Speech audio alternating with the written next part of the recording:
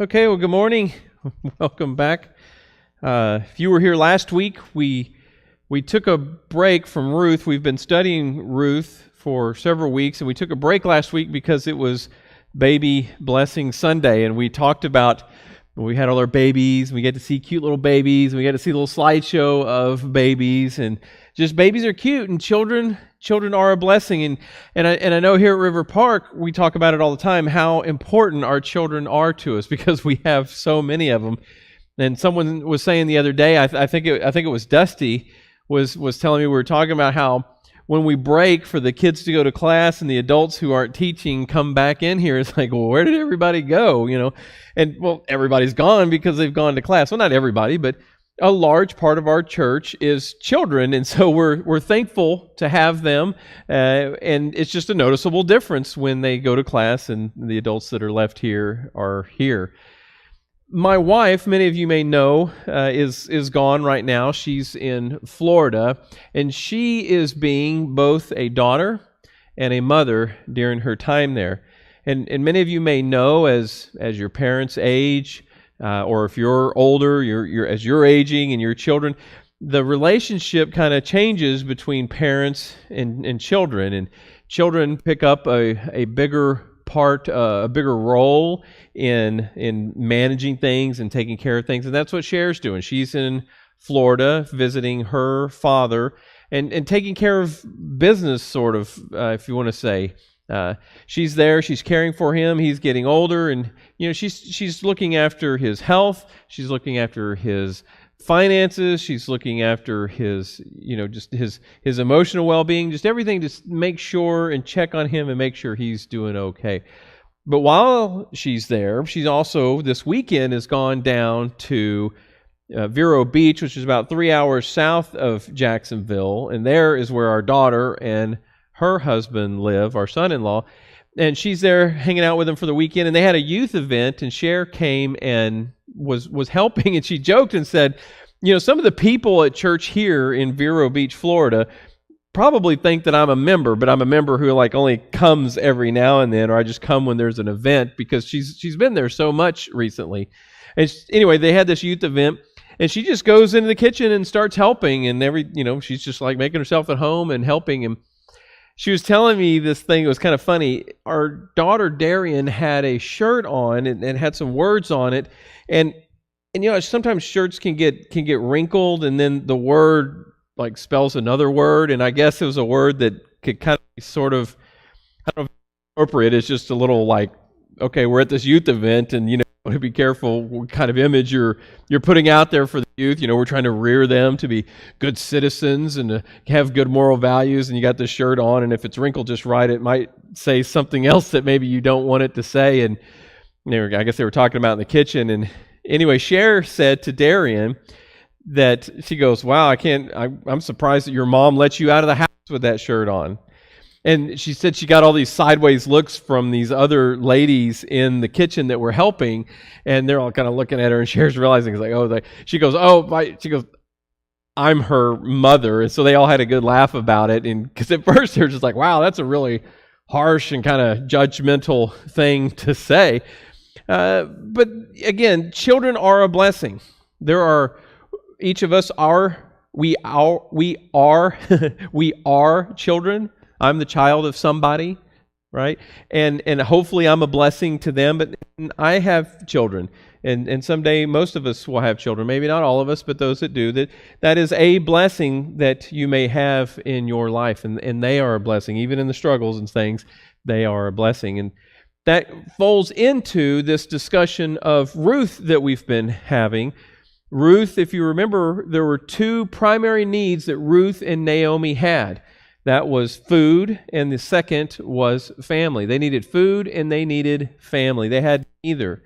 And so I'm going to do a quick review of the first few chapters. We're on chapter 4, and there's so much to cover in chapter 4. I just decided to go ahead and split it in half. We'll do part of it today and part of it next week. But chapter 1, chapter 2, and chapter 3. So chapter 1's all about famine and death. Chapter 1 is a dismal, miserable chapter. It starts off, there's a famine in the land. Naomi and her husband and their two sons leave and go to Moab.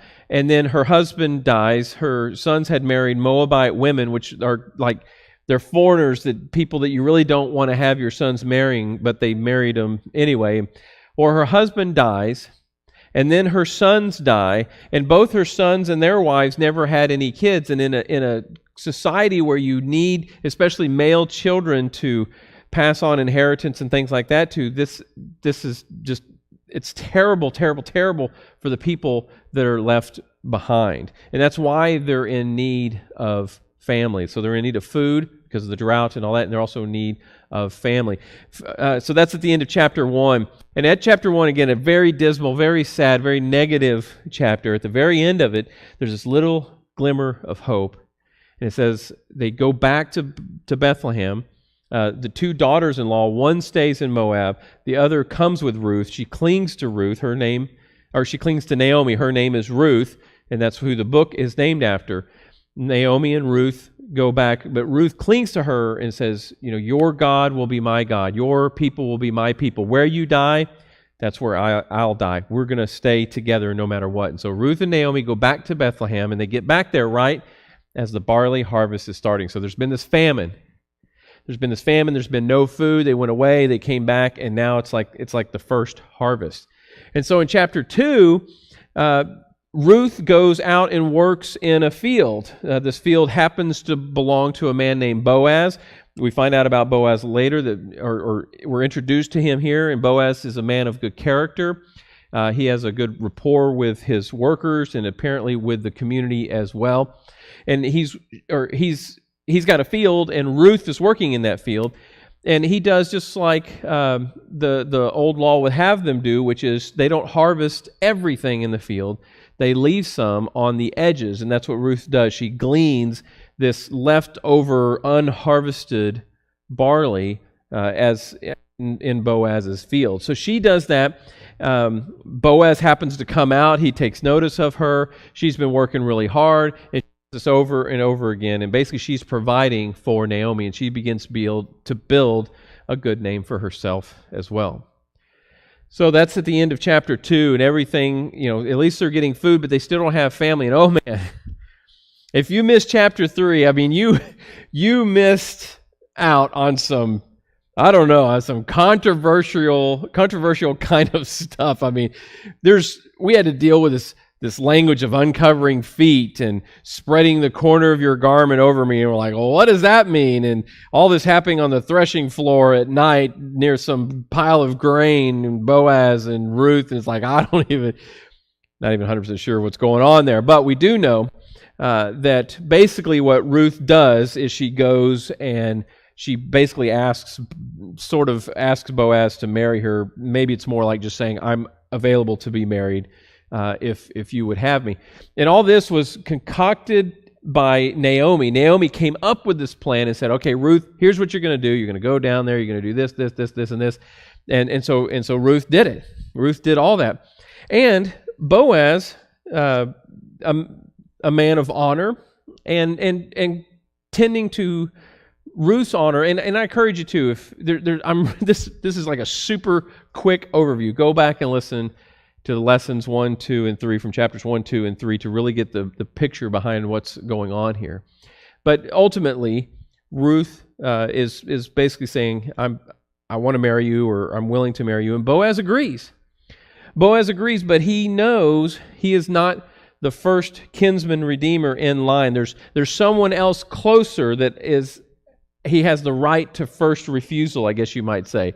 He has the right to take them in his home first. If he doesn't want to, then Boaz can if he wants to. And so chapter 3 ends with these last words we hear from Ruth and Naomi. Ruth tells Naomi everything Boaz has done, and added, he also gave me 6 measures of barley, and to say, don't go back to your mother-in-law empty-handed. And then Naomi says, wait, my daughter-in-law, until you find out what happens, for the man will not rest until the matter is settled today. The man will not rest. So Ruth followed Naomi's plan. Boaz responds well, and now Boaz is on a mission. So we're going to be in Ruth chapter 4, and we want to see what happened. But before that, let's talk about town gates and city gates. Town gates and city gates, because these are These are important things in this culture for this time. Proverbs chapter 1. Proverbs is a collection of wise saying. The whole book of Proverbs is just a collection of different wise sayings. And at the beginning, it talks about wisdom. And it personifies wisdom as a woman. Wisdom, she goes and does this. Wisdom, she goes and does that. So wisdom is personified as a woman. And this is what Proverbs 1 verse 21 says, "At the head of the noisy street, wisdom, she cries out. In the gateways of the city, she makes her speech." To spread her word. Why does she go to the city gates? Well, wisdom wants to communicate something, and to do that, to get the most people to hear it at one time, that's where you would do it, at the city gates. So maximum number of people to hear, wisdom goes to the gates. The first mention of city gates is actually in Sodom and Gomorrah involving Lot. This is in Genesis chapter 19. And it's at the gates of Sodom and Gomorrah where Lot is when these two angelic beings come to the city. They come to the city to meet him, and Lot is there. He's probably there seeing other city officials, tending to civic business, and things like that. In one other example, just to kind of give you an idea of these city gates and what they're for, besides gates that you shut to keep people out, in the law of Moses, parents of a rebellious son were told to bring them to the city gates, where the elders would examine the evidence and pass judgment. That's in Deuteronomy 21. So this affirms that the city gates were central to community in action. Now, we don't have gates today. Our cities don't even have walls. But if you had walls, you would need gates. And if you had gates, that would be kind of a funnel where people would funnel into the city. And so there was a congestion of people coming and going. And it's also this place where civic things were taken care of. You're like, where do those things happen now? I mean, if there's a judge, if there's something going on, if you've got a disruptive child or a disruptive family member that needs to be dealt with in the community, where does that happen? That happens in a court, right? There may be a courthouse, and those things happen. Where does civic business get taken care of? That may be in the courthouse also, or it may be at City Hall. The community managers and community leaders, commissioners, or whatever they're called, will get together in a city council, right? And that happens, town hall, city hall, courthouse, or something like that. But we have those places. They're just not the city gate. For us, it's town hall, city hall. For them, in Ruth, it's the city gate. So just equate those two things together. So this affirms here that the city gate was an important place. And in ancient times, these gates were where all these civic type things would take place. So that's where we're at. That's setting the whole scene for what everything that we're going to read this morning is happening. It's all happening at the city gates. All right, ready? Okay, so we're there. Chapter 4, verse 1. Meanwhile, Boaz went up to the town gate and sat down there just as the kinsman redeemer he had mentioned came along. Boaz says, "Come over here, my friend, and sit down." So he went over and he sat down. All right, we covered some of this in chapter 2, but I want to hit on it again so we understand this concept of kinsman redeemer or guardian redeemer. Any of those two words are interchangeable. And we get this from Leviticus chapter 25. And Leviticus chapter 25, part of it says this: "If one of your fellow Israelites becomes poor and sells some of their property, their nearest relative is to come and redeem what they have sold." They're to come and redeem the nearest relative. And so that nearest relative is the kinsman redeemer or the guardian redeemer. That's the nearest relative. And Leviticus goes on to talk about other situations where relatives were to redeem other situations that the poor and the widowed may find themselves in. Okay, so this idea that a lot of it had to do with like land, especially like this. Your fellow Israelite becomes poor and sells some of their property. This property was all part of the promised land, and this is going way back in history, but the Israelites, when they came into the promised land, this promised land was divided up, and sections were given to each tribe, and within the tribe it was divided up for different clans, and even clans was divided up into different families.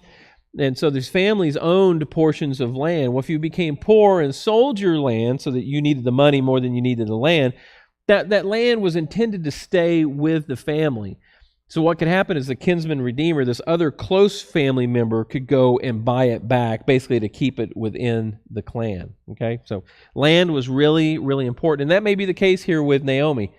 It doesn't say that, but maybe when they left Bethlehem because of the famine and went to Moab, maybe they sold their land to have some money to take with them. But later it talks about Naomi has a piece of land to sell. I think this really just kind of comes down to women couldn't own land. You had to be a man to own land. Part of their thing there. All right. There's some other information here, though, in Deuteronomy chapter 25. And this does refer to the widow situation. If brothers are living together and one of them dies without a son, his widow must not marry outside the family. You know, and I'll tell you, this is kind of weird for us, because that's not how we do it. We just, if you become a widow or a widower, you just find somebody else, whoever, or you stay single, whichever you desire. The widow must not marry outside the family. Her husband's brother shall take her and marry her and fulfill the duty of a brother-in-law to her. The first son she bears shall carry the name of the dead brother, so that his name will not be blotted out from Israel. So, and some of you are probably going, wow, that's just weird. Like, I know who my brother-in-law is, and some of you women are saying, I know who my brother-in-law is, and no. I've met them. I mean, I'm pretty fortunate. I've just got a sister, so I really don't have to worry about it.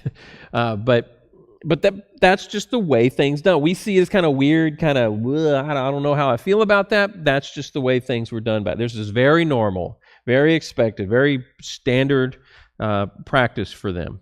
Now, Deuteronomy goes on to say, however, if a man does not want to marry his brother's wife, he's like, I do not want to marry her. He's like, I don't know what it is about her. I've seen her. I've heard her talk. I know the way she acts. I was like, I don't want anything to do with her. She shall go to the elders at the town gate, right, civic business, and say, my husband's brother refuses to carry on his brother's name. Again, this is all about carrying on the name, and some of this has to do with property ownership as well. My husband's brother refuses to carry on his brother's name in Israel. He will not fulfill the duty of a brother-in-law to me. Again, this duty, the primary duty of the brother-in-law is to help her have a child, specifically a male child, to carry on the family name and to carry on ownership of land and things like that. That's the duty of the brother-in-law. And she's saying this brother-in-law doesn't want to do that. Then the elders of his town shall summon him to the gate, call him to the gate. Summon him and talk to him. If he persists in saying, no, I do not want to marry her. No. Don't want to do it, right? If he persists, he's like, no, I'm just not going to do it. Then his brother's widow, so the widow, shall go up to him in the presence of the elders, take off one of his sandals, spit in his face, and then say this. This is what is done to the man who will not build up his brother's family line. That man's line shall be known in Israel as the family of the unsandaled. So there's this expectation from law, and there's this expectation from just societal standards. That's just the way it was. And if you weren't going to do it, I guess they took off your sandal and they spit in you, or she spit in your face and says, this is what happens to people who don't do their duty to their family. All right, so this is really important. There may be other things that we think of that are family obligations that we would be, very concerned about if a family didn't pull through for something. All right, so the other thing to note is that this man that Boaz calls, so he says, come over here, my friend, and sit down. This other kinsman redeemer, notice that he doesn't give him a name. He just calls him over. Right? And redeeming, and the purpose behind this, one of the purposes beside the land ownership, is the redeeming of the name.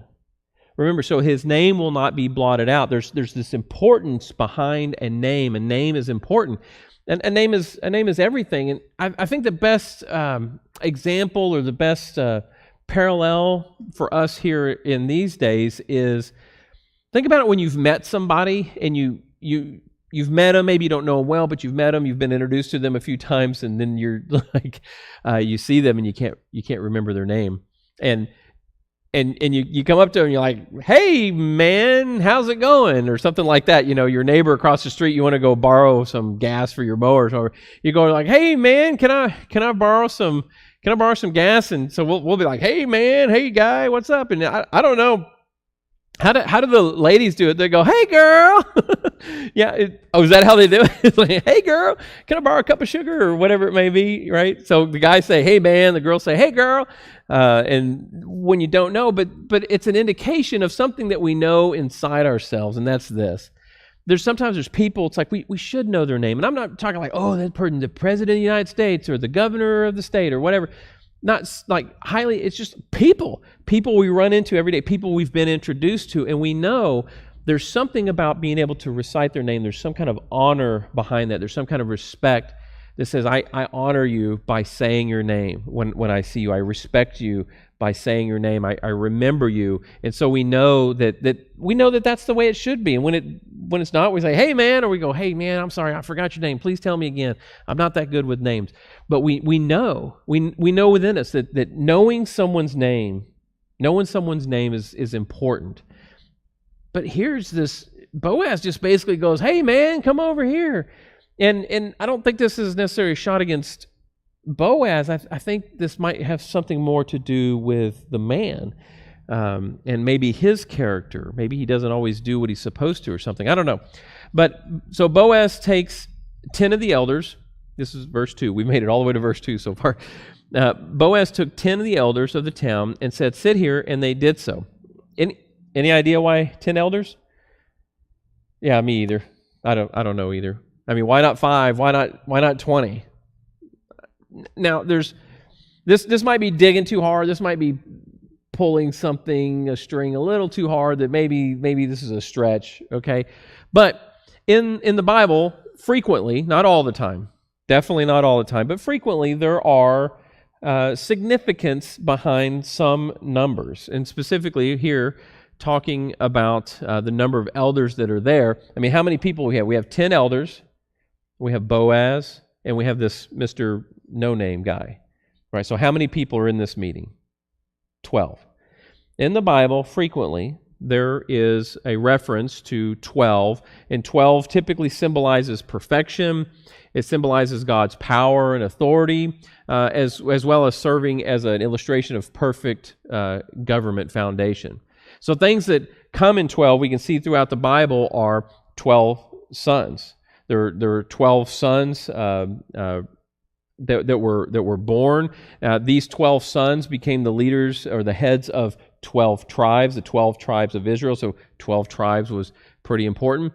Later in the New Testament, we have 12 apostles. There's 12 apostles. One apostle commits suicide. Judas is gone. And so after that, they say, well, we need to have another apostle. And so they cast lots to figure out between a couple guys who's going to be the new apostle. They wanted to get back to this number 12.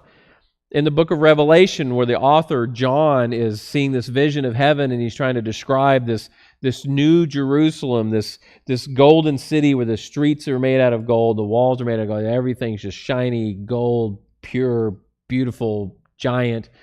At this city, there's 12 gates. There's 4 sides to this wall. Each side has 3 gates, 3, 6, 9, 12. Yeah, it's like some higher math stuff. There's 12 gates in the city. The walls that he describes of this city, the walls of these city are, if you were to measure them, are a measurement that's called a cubit. That's not important, but it was 144 cubits tall. Now, what does 144 have to do with the number 12? 12 times 12 is 144, right? So these walls, and it's not so much an exact measurement. It's not like, well, if you take a ruler with you and you go to heaven, one day you can measure it and go, yep, it's 144 cubits. What John's doing in Revelation is not explaining something mathematically how it is. It's more like he's trying to express perfection. And it's 12. If this 12 is this perfect, godly number, then the walls are 12 by 12. 12 times 12, 144. It's perfect times perfect. Perfection times perfection is how these walls in the New Jerusalem. So again, I don't know for sure that that's the case. 10 plus Boaz plus the no-name man does make 12. But at a minimum, I think it's safe to say that what Boaz is doing here is very public. You could take this number 12 to think about just perfection in the sense that he's not being shady about this. He's not sneaking around going, hey, man, come over here, and kind of sneaking around the corner and going, let me tell you something. I got something for you. Are you interested? And that's not what's going on at all. He's at the city gates. He's got these elders. There's probably other people coming and going. Some of them may even stop and listen for a while. So nothing about what Boaz is doing is shady. Because remember, Boaz is a man of character. So these 12 men have a meeting at the town gate. Verse 3. Then he, Boaz, said to the kinsman redeemer, Naomi, who has come back from Moab, is selling the piece of land that belonged to her relative Elimelech, her husband, relative Elimelech. I thought I should bring the matter to your attention and suggest that you buy it in the presence of these seated here and in the presence of the elders of my people. If you will redeem it, do so. But if you will not, tell me, so I will know. For no one, again, this is Boaz, an honorable man doing the honorable thing. He says, for no one has the right to do it except for you, and I am next in line. No one has the right. You have the right of first refusal. And this is what Boaz was telling Ruth last night, back in chapter 3. He mentions that in the land belonging to Elimelech and all that stuff, there is a closer relative than I, a closer relative. And so this no-name guy is the closer relative. And he's probably thinking, so Boaz has mentioned this land, and he's mentioned Naomi, and this guy's probably going, you know what? Yeah. Because I gained the widow Naomi, but she's past childbearing years, so she's not going to have any more children. I mean, I can take care of her, feed her, and shelter her, make sure she has all that, but I don't have to have any children with her. And because of that, this land will just be brought in with the rest of my land. She's not going to have a child that I have to give that land to. Basically, it's going to increase my land holdings, and so my sons I'm going to have more land to give to my sons when I'm gone. And so this is like kind of a no-brainer. This is like a win-win-win. And so the next verse there, he says, I will redeem it. What? Hold on. Wait. That can't be right. I will redeem. He says, I will redeem. What? No.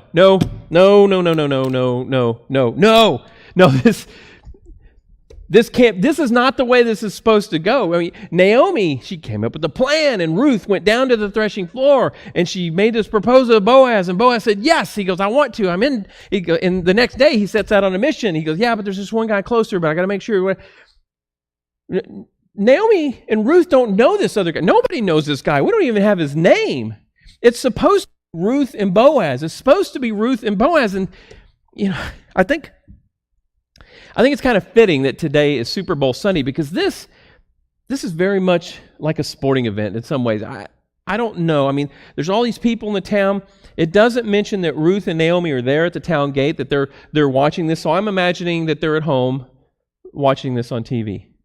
And so they're sitting on the couch, they got their popcorn and stuff, and they're sitting there watching the big game, and their team is kind of the underdog. You got the first place team and the second place team. The first place team is Mr. No Name team, and the second place team is Team Boaz, and they're rooting. They got their Team Boaz jerseys on, their Team Boaz foam fingers, their Team Boaz hats on. I mean, they're just ready to go, and they're cheering. It's near the end of the game. Everything's been going in their favor, and they just need to score one more point to win, and they've got the ball. Boaz has got the ball. He gets the ball. He's the quarterback. Team Boaz fades back. He's going to pass, and as he gets ready to pass the ball, he gets sacked. He gets sacked, and he goes down, and as he's going down, the ball pops out of his hand, and someone from Team No Name picks it up, and they start running, and everybody's screaming from Team Boaz. I'm like, no, this can't happen. And I can imagine Naomi and Ruth at home. Oh no, this is terrible. And that's what's going on here. This is not the way it's supposed to go. But then Boaz reminds him, Mr. Nobody, Mr. No Name, reminds him of something that he may not have been thinking about. Verse 5, then Boaz says, on the day you buy the land from Naomi, don't forget, you also acquire Ruth, the Moabite, the dead man's widow, in order to maintain the name of the dead with his property. You also acquire this Moabite widow. Moabites, these people that the Israelites, the Jewish people, they don't want to have anything to do with. These Moabites, the Moabite people started from an incestuous relationship. That's how they even came into existence. They worshipped foreign gods to where they even from time to time they did human sacrifice to these gods. I mean, everything about the Moabites is like, no, you don't want to have anything to do with them. And so Boaz says it, and don't forget, when you acquire this land and Naomi, you also acquire the widow of her dead son, who happens to be a Moabite. And at this time, the kinsman redeemer is like, whoa, wait, what? He says, then I can't redeem it. I can't redeem it because I might endanger my own estate. He goes, you redeem it. You redeem it. I can't do it. This man is concerned about what having a Moabite woman might do to his estate and to his reputation. He's concerned about that. And so he says, no, I can't do it, man. Hey, thanks for the offer there, Boaz, but you can take it. You can take him. All right, so now, verse 7, now earlier in times, this is like a parenthetical explanation here. Now, in earlier times in Israel, for the redemption and transfer of property to become final, one party took off his sandal and gave it to the other. This was a method of legalizing transaction. This seems kind of weird. It's like, so the kinsman redeemer says to Boaz, buy it yourself, and he removed his sandal. Basically, his sandal's like a receipt. His sandal's like a receipt for the transaction. Could you imagine today if we used footwear for receipts? I mean, imagine going to Walmart and you get a shoe or you leave a shoe every time you buy something, and maybe you buy something, it doesn't work, it's broken, and you go back to Walmart, you go, hey, I got my shoe, I got my receipt shoe, and I got this gadget that doesn't work, and so I'd like you to exchange it, or just give me my money, give me my shoe back, or let me give you my shoe back. I don't know. I mean, there wouldn't be a footwear shoe problem in the world. There would be shoes for everybody, because Walmart would just have them piled up for all these receipts, or people would have them piled up at home. Imagine every financial transaction you made if you had to give or receive a shoe. It'd be shoes. There'd be shoes everywhere. It would be shoe chaos, right? So the kinsman redeemer takes off a shoe, gives it to him, says, you buy it. And so this is a receipt for the transaction. Then Boaz announced to the elders and all the people, today you are witnesses that I have bought from Naomi all the property of Elimelech, Chilion and Mahlon. Chilion and Mahlon are the two sons that died. I have also acquired Ruth the Moabite, Mahlon's widow, as my wife, in order to maintain the name of the dead with his property, so that his name, again, names are so important, so his name will not disappear from among his family or from his hometown. Today you, all of you, are witnesses. Then the elders and all the people at the gate said, we are witnesses. May the Lord make the woman who is coming into your home like Rachel and Leah, who together built up the family of Israel. And so these blessings, they start giving these blessings, and what's so interesting and so kind of neat and exciting is that they're giving these blessings to Boaz, and to Ruth. To Ruth, this Moabite woman, and the blessing, I mean, this is a big deal. May the Lord make the woman, Ruth, who is coming into your home like Rachel and Leah, who together built up the family of Israel. Rachel and Leah together, between the two of them had 12 sons that we mentioned earlier. These 12 sons became the 12 tribes of Israel. This is like where the whole Israelite nation started, from these two women, Rachel and Leah. And they're saying, may Ruth, the woman who's coming in, may she be like Rachel and Leah, may she build up an entire nation. I mean, that's a tremendous blessing. May she build up an entire nation. These 12, again, like Rachel and Leah had 12 sons. One son, his name was Judah. And that's where the tribe of Judah came from. Naomi and Boaz are part of the tribe of Judah. The whole tribe of Judah came from this one son. It's like descendants and descendants. There's a tribe of Benjamin. There's a whole tribe that came from a son whose name was Benjamin. Rachel and Leah, one of their other sons was named Levi, and there's a whole tribe of the Levites. The Levites are more like the priest kind of ones. And so they're giving her this great blessing. They're saying, may this go well. I mean, they're saying it to Boaz, but it's for Ruth. Then they also say, may you have standing in Ephrathah. And Ephrathah is a place, it's a place like a location. Some people think it's Bethlehem, some people think maybe it's outside of Bethlehem, but either way, it's a place of honor based on its history within the Jewish culture. Some things have happened that it's a place of honor. But also the word Ephrathah means fruitful. It means fruitful, like as in fruitful and multiply. So he says, may you have standing in Ephrathah. May you have standing in the place of fruitfulness and be famous in Bethlehem, which is, of course, their hometown.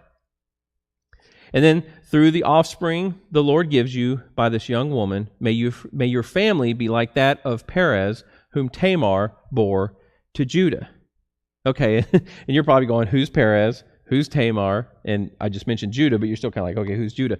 And it's an interesting blessing at the end. May your family be like that of Perez, whom Tamar born to Judah. Who is Perez, and why is he so important? So I'll try to give you the quick flyby, but you need to go to Genesis 38. That's kind of like some homework. Just go home, read Genesis 38 so you can figure out who Perez is, who Tamar is, and what their relationship is to Judah. Obviously, Judah is one of the people who one of these tribes came from. But so here's the short encapsulated story.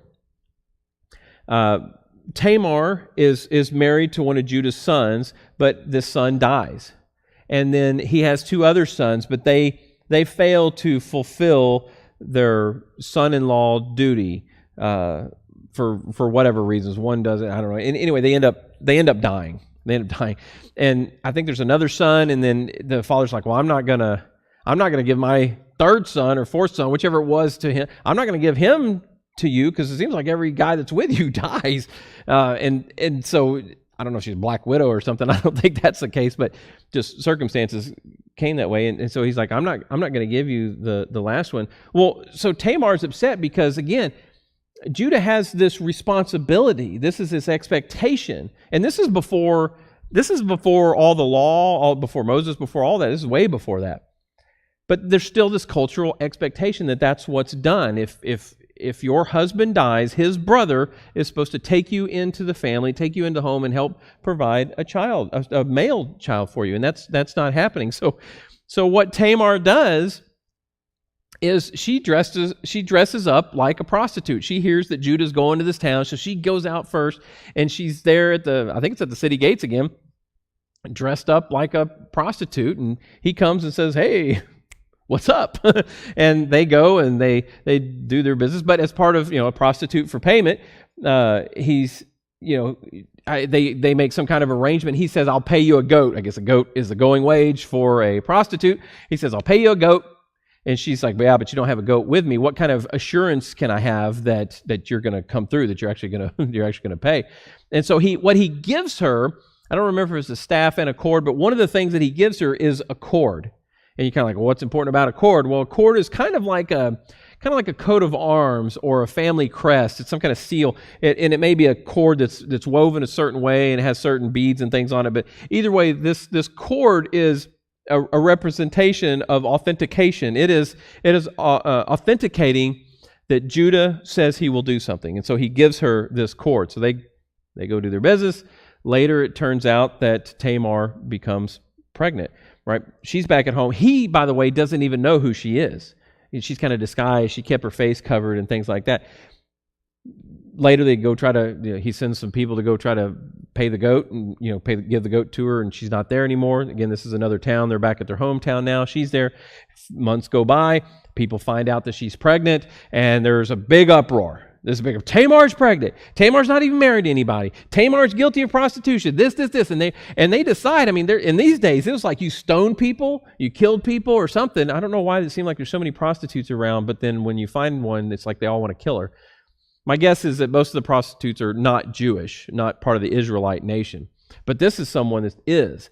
And so they're like, this is bad. And they decide, they're like, hey, we need to burn her. Like, we're going to, I don't know if it's burn her at the stake or whatever. Like, we need to catch her, set her on fire because she's a prostitute, which seems really, really... Well, so they bring this to the head of the tribe, Judah, He's still alive at this time. And so he says, bring her to me. And they say, bring Tamar to him.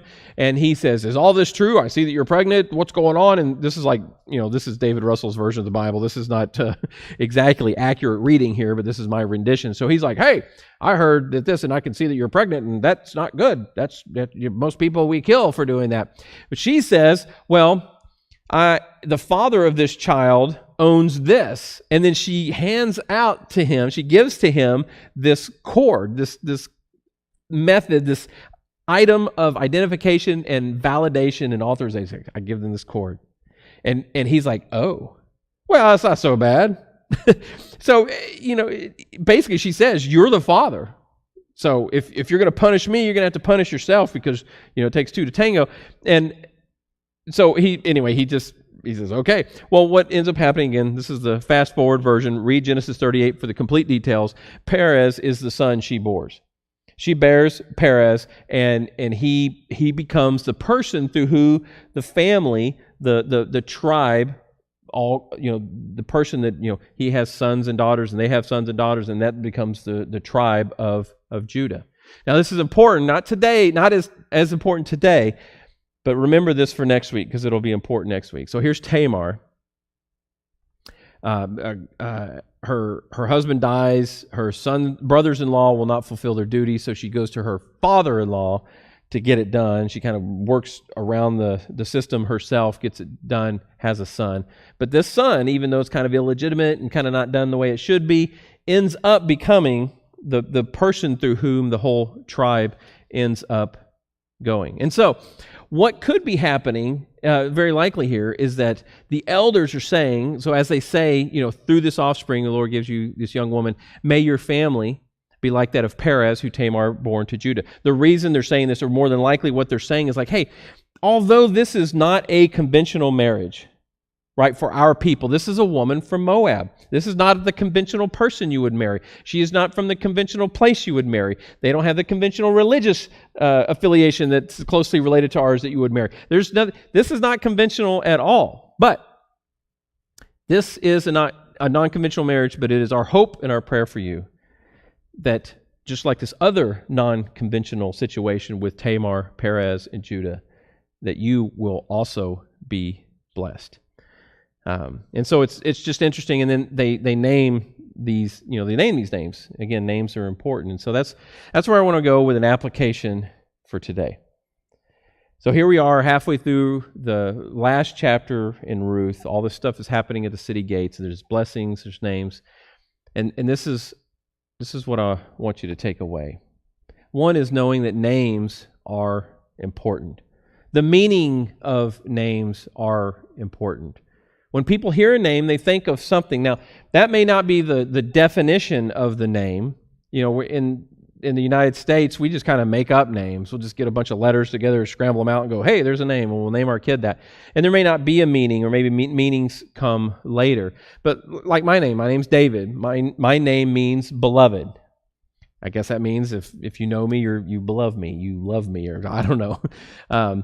But the academic dictionary meaning of the name, we know, does not always carry the true meaning behind a name.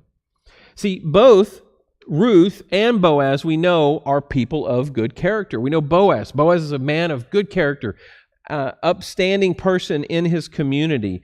Within his workers, he has a good reputation and a good rapport with his workers when he comes to the field. Their interaction is good. Ruth has already shown that she has good character. Now, her character is still getting known, but for those that know Ruth, either in Boaz's field or Naomi's family, they're learning about Ruth, and they're going, man, Ruth is a good person. She works hard. She provides for her mother-in-law.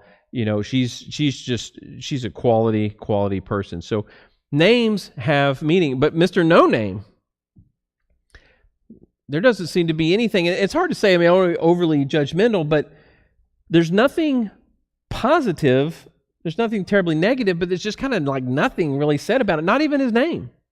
In a time and a place where names are important, again, this redemption process, part of it is redeeming the name so the name doesn't get forgotten. Here we got a guy that we don't even mention his name.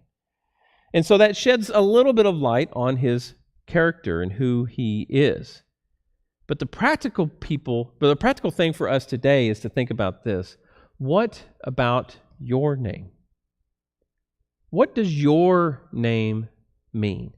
And again, I don't mean the academic dictionary. You go look it up and here's what my name means. What does your name mean in the community?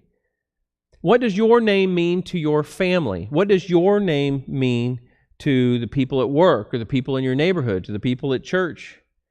What does your name mean? And here's what our name means. Our name means to other people what we make it mean. And it doesn't mean you spend some time and you write something down and you post it online, maybe on social media, and you're like, my name means this.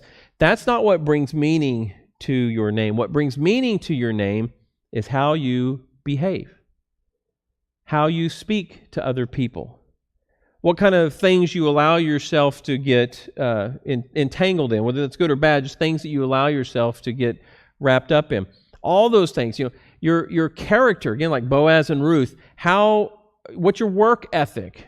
What's your moral code? What's your moral ethic in your life? And all of that builds a character of a person that when they hear a name, they think of something. Now, my name means beloved, but if I was a jerk to everybody, when people heard David Russell, they're like, wow, he's a jerk. So in that case, David Russell doesn't mean beloved. David Russell means jerk, right? But I think too, I want to make sure that you're not tempted here to think of someone else. Don't spend this time. When I'm asking the question, what does your name mean? What is your behavior and your speech? What does it do about your character? How does it define who you are? Because the temptation is to think of somebody else like, yeah, I know that person, man. They're a sorry individual. They're always doing this. They're always doing that. Man, that person has a bad name. Or I got this other person. Maybe it's someone who's closer to me. Maybe somebody in your family. I don't know. We're not talking about them today. We're talking about you. And we're talking about me. What does your name mean? What does my name mean? What does my behavior, what does my speech, what does my actions and my ethic and all of that, what does that communicate to people in my community, to my family? And despite, and I know sometimes you're like, well, somebody just doesn't like me. Maybe there's a personality conflict or something like that. They just don't like me, or they just have it out for me. I'm telling you, no one defines your name except for you. No one. Even in the face of adversity, even in the face of obstacles, your name is still the name that you build for yourself. I try to think of extreme examples. World War II, prison camps, Auschwitz, right? Nazi camps where they kept Jewish people, tortured them, killed them, did experimental tests on them. But I'm sure that if you were to go interview some of those guards, there's some of those Jewish people who had a better name than others. Even despite, and they still may have killed them. I mean, I'm just saying that the name that they made for themselves, there are some prisoners who were given a little bit of authority or a little bit of privilege or a little bit of something because they worked hard. They did what they could. They were helpful to other people. Maybe they were helpful to the guards. I mean, that sounds crazy, but I'm just saying that even in the face of adversity, in the face of extreme difficulties, obstacles, even in the face of pure evil, there is still your name. How do you respond to that evil? How do you respond to that hardship? How do you respond to that obstacle? How do you respond to that person who's being just mean and nasty to you? Your response, how you speak, how you behave, your ethic, all communicates something about who you are and what your name means. So what comes to mind? What would come to someone else's mind when they think about your name? Let me give you 3 proverbs here, again, back from this book of collection of wise sayings where we started off. 3 proverbs about names. Even a child makes himself known by his acts, by whether his conduct is pure and upright. The memory of the righteous is a blessing, but the name of the wicked will rot. And the last one here, a good name is to be chosen rather than great riches. A good name should be chosen rather than great riches. And the name isn't chosen like I'm going to name him David or Sam or something else. The name is chosen by you, and the name is chosen by me. I choose what my name means, and you choose what your name means. And so my challenge to you through this week and going on just into the future is to make a name for yourself that is one of honor, one of goodness, and like we talked about, walking the walk, one of kindness, one of patience, one of caring and concern for other people. Let that be a name that when people hear your name, that's what they think of. Okay, let's pray and we'll be done. Lord, I thank you for blessing us, and I thank you for just showing your interest in us, that of all your creation, we are very small, and we're fragile, and we're broken, and we do, honestly, we just do some dumb things sometimes. We make some poor decisions, and I pray, Lord, that, of course, I pray that you will forgive us, but I just thank you so much that you love us anyway. And help us in our lives, help us to love you, help us to love our neighbors. Help us to be people that have a good name, that through our love of other people, that they will see goodness in us, and that our good name will reflect on your good name, that people will know that we are children of God because we love. Forgive us when we don't, but help us, Lord, just help us to honor you in our lives, honor you with our names, that your name may be honored as well. And it's in your Son's name we pray. Amen.